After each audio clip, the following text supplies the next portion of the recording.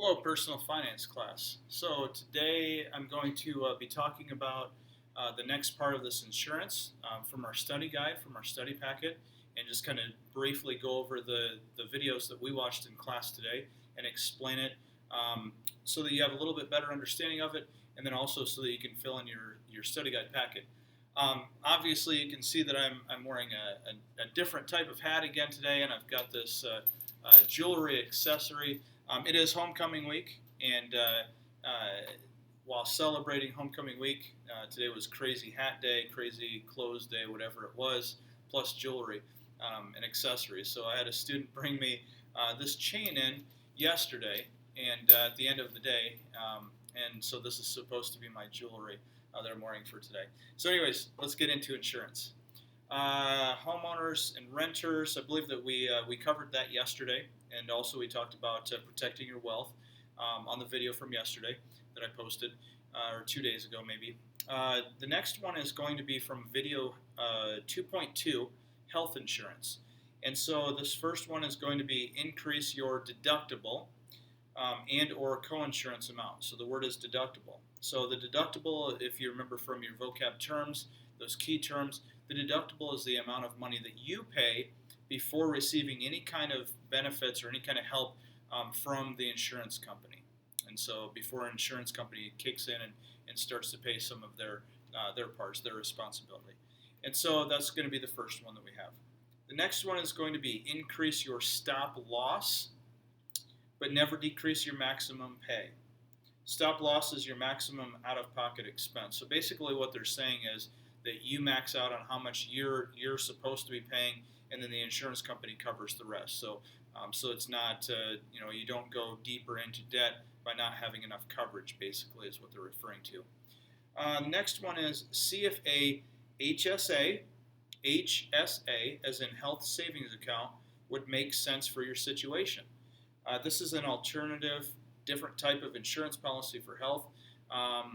It's basically what HSA is going to be doing is it's going to be a lot less money per month for a premium, but the deductible is very, very high. I believe the deductible is over $5,000, close to $5,500 before you meet that deductible for health care. But then after that, the insurance company should be responsible and have to pay for whatever your medical expenses are for that year. So if you're pretty healthy, if you're not sick very often and things like that, then this HSA plan would be a good one for a person to have, because while it is a lot less money per month, it does have a higher deductible. But if you're not going to the doctor on a regular basis, then it doesn't really matter what that deductible is going to be, because you're not using it that much anyways. You can also bank money in there, which is our next one. The HSA is a tax sheltered savings account for medical expenses that works with a high deductible insurance policy. Basically what happens is this money gets banked up and saved up, and then you can use it for different medical expenses. I personally, I have this HSA plan as a healthcare, and basically this summer, kind of right around the time frame when I started getting back into the gym quite a bit, I did something to my back, and I had some money banked up that was on this account or in the form of a card, and I basically used it like a debit account. I took my card into my chiropractor, was able to use it, and there was no out-of-pocket expense because I had that money banked. Next one, turn this over, and this one is going to be talking about. This is video 2.3, long-term care insurance. Recently, with COVID and everything that's gone on with that, long-term care facilities have been in the news quite a bit with different outbreaks. What they're basically talking about is long-term care insurance is for nursing homes, assisted living facilities, or in-home care. Next one is a good long-term care policy will include in-home care. That's if somebody were to actually go to your place and take care of you. You should not buy long-term care insurance until the age of 60. So what Ramsey tells us in his teachings is that as soon as you turn 60 years old, that's when you should start looking into getting that and have that set up for this type of a policy. The probability of nursing home stay before 60 is very, very minimal. The last one on that part is going to be at least. 69% of people over the age of 65 will require some long-term care at some point. So basically, if there were 10 people in this room right now, 7 of them could sit down. Those are the 7 that at some point out of that 10 are going to be the ones that need or require some sort of long-term care assistance down the road.